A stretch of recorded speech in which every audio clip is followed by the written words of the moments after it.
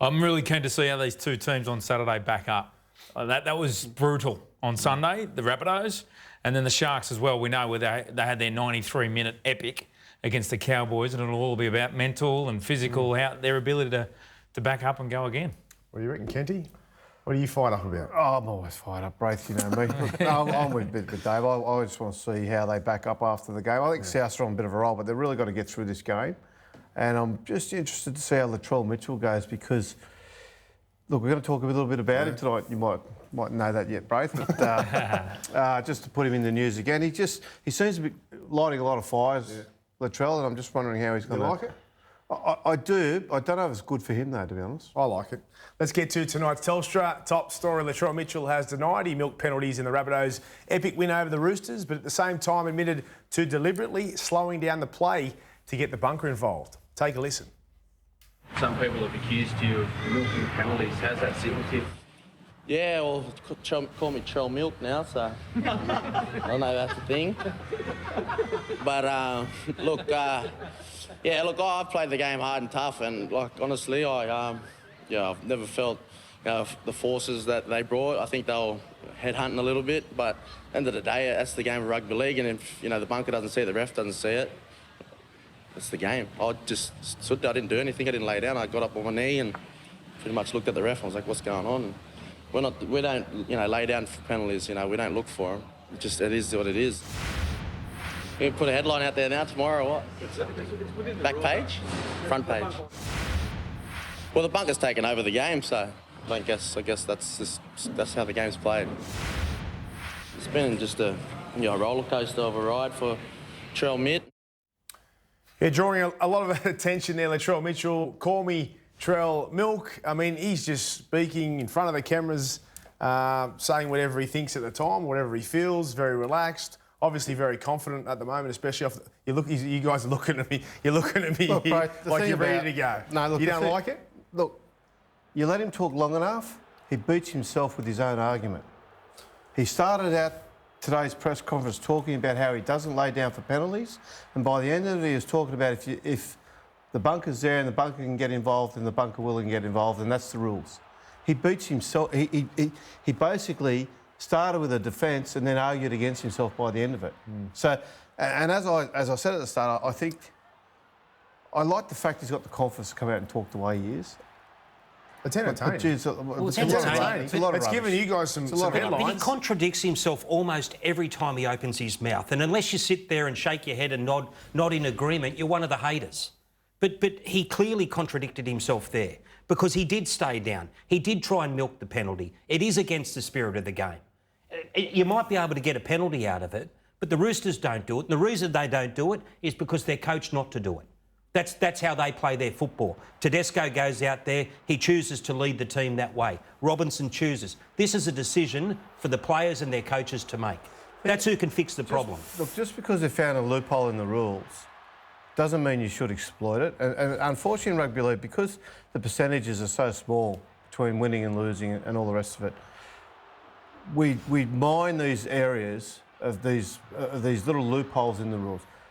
Underarm bowling was in the rules. Chappell brought it out, and everyone was so appalled by it, they got rid of it. The NRL find it difficult. The NRL thought they were one step ahead of the game at one point by saying, you know what, if there is a bit of a delay in the play of the ball, if he's down, let's just have a quick sneaky look at it in the bunker, tell the referee whether there should be a penalty. That way we're on top of the penalties.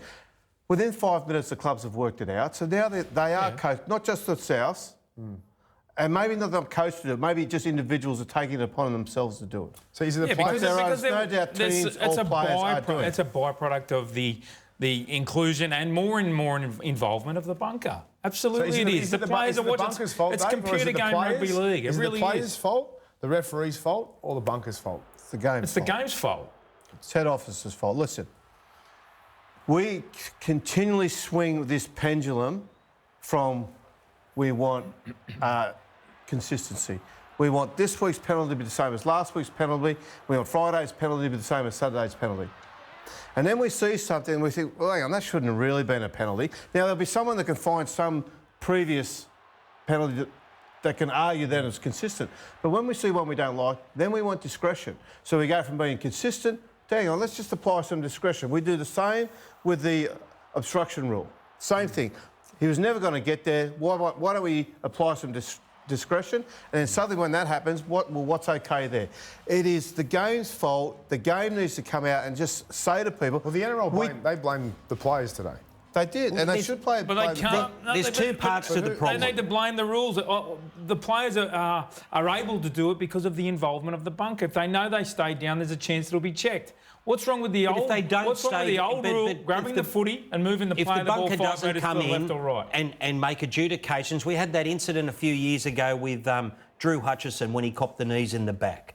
And there was the big blow up at the time because the bunker didn't act. You know, there's two parts to the equation. You've got the coaches and the players again manipulating the rules to their own benefit, and you've got the bunker that doesn't always do itself any justice because you get incidents like that Victor Radley sin bin on the weekend where he got sin bin for clinching his fist. At that moment, Ashley Klein, the bunker, they should have put the players on notice, not sin binned him. That could have quelled the whole situation. A couple of minutes later, James Tedesco gets taken out, foul play. The whole contest is ruined because the best player has got taken out of the game by foul play. You're now arguing discretion against consistency. No, Paul, I'm not arguing. I'm saying there's two sides. I'm saying the coaches and the referees. I'll tell you the only way you're going to fix it is the NRL comes down and hits him with a cricket bat. Every time a player goes down, make him go off. Make him go off for a HIA test. Why can't you? Because you might have an injured player.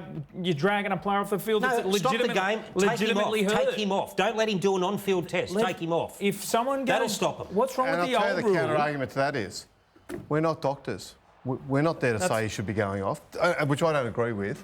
I don't agree. But otherwise, OK. Well, own the problem and let it just continue. What's wrong with the old rule of moving the player the ball? Yeah, I agree. I like play that. on. If you're down, stay down. 10 yards in field. Yeah. Why can't they do that? Why not? Because I'll tell you a couple of reasons, OK? Because for every action, there's a reaction there. One is if they really are doing it to look for a break in play, they'll just take the next ruck and they'll head over to where that injured player is, which then, because he's in the danger area, they will stop play then. That's what they do, though, Dave. That's what they started to do. That's why they got rid of that rule. The other thing is the on-field trainer will actually say, this is more serious than just a guy that's got the wind knocked out of him. We need to stop play to have a serious look at him. I think the bunker gets involved way too much. Agree. Way too much. Let it play on. Leave it to the discretion on the on-field referee.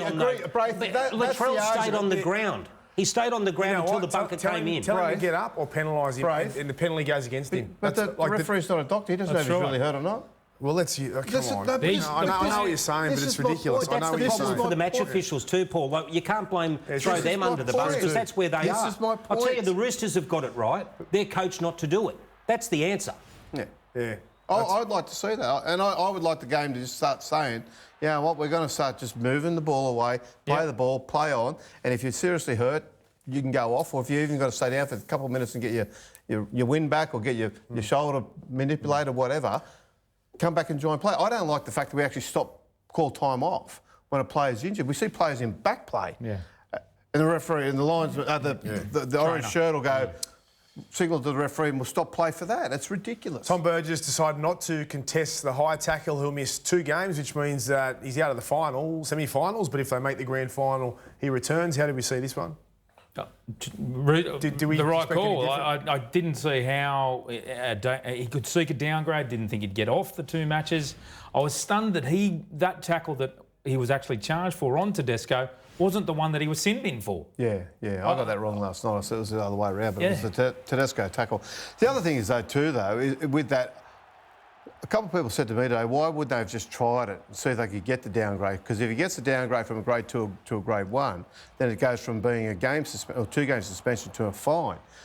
But you roll the dice a little bit when you go to the judiciary with that, because they could actually say, you know what, we actually think it's more serious. We've upgraded it to a grade 3. They have the power to do that. It's unlikely. There's no doubt South's got legal advice today and got told, don't chance your hand. Because otherwise it's a no-brainer. He was going to miss a week anyway for the concussion. He's going to miss a week for the concussion, yes. So he's really missing just an extra week then. Just an extra week, yes. But they will miss him. Oh, yeah, he's an enforcer for them, but it is what it is. There's no way around it. He deserved to be suspended.